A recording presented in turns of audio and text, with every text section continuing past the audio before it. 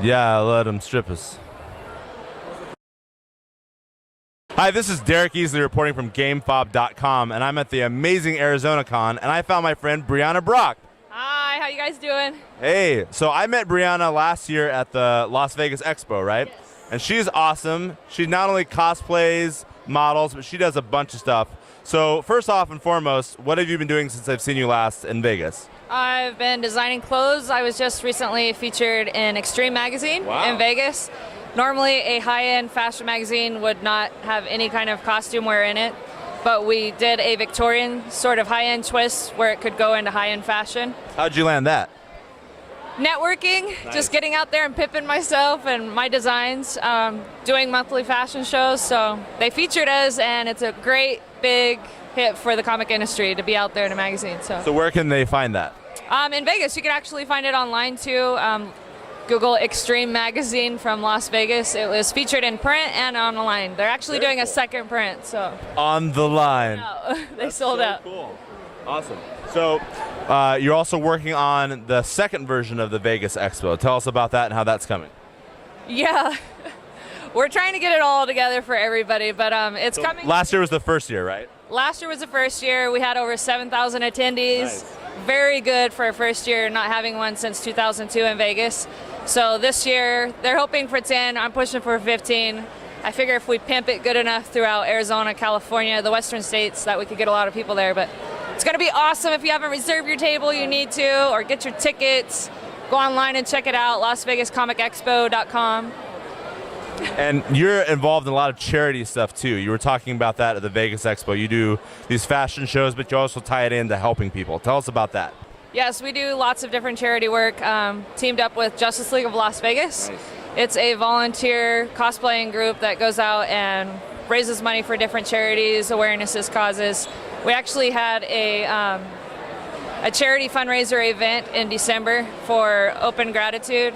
Oh, cool. And it was actually for our troops that are overseas during the holidays. They don't get a lot of Christmas stuff, so we gathered a bunch of goodies and sent it to them and raised money to be able to ship it over to them. So that's one. But one dear to heart is Spread the Word Nevada.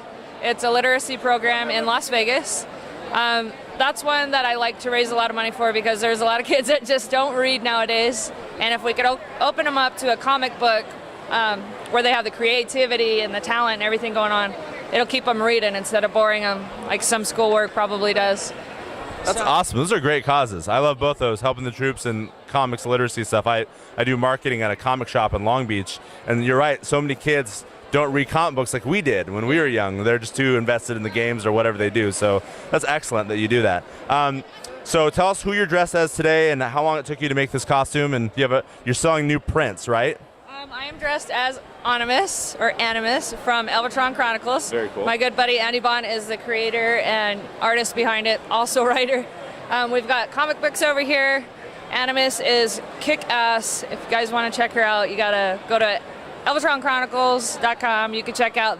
The name is Andy Bond on Facebook. I'm sure you can find all of us.